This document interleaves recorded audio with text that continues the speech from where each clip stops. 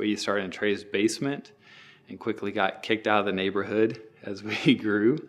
And then we ended up in an office, and then over time we continued to grow. And I think one of the things that stands out for me as I look back in terms of what made us different maybe, or maybe what I'm most proud of, is kind of the innovation side of things. So we created a system that essentially allow us to provision a lot of clients quickly.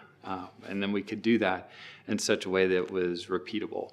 We have about 1,200 applications that we manage, which is incredibly complex.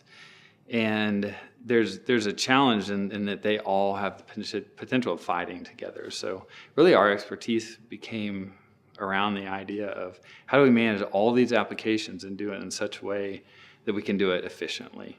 But we've had some really good times and some really hard times, and those hard times have proven to be the areas that where we grew the most. I remember early on we had a cash crunch, and we decided, goodness, I don't know how we're going to make the next payroll. And so we had a couple of options. One was to go to our staff and say, hey, here's where we are.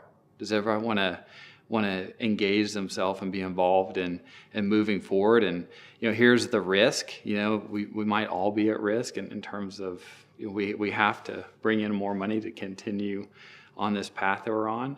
And in that moment, we realized that we want to be honest, open and honest with our staff. We don't want to hide things. We want to have them engaged in a very meaningful way, and it helps us to be transparent and them to be engaged in the process and have that sense of ownership, which I would think any of our employees over time would all have a sense of that ownership, that Xcentric has been theirs, not just Trey's and I.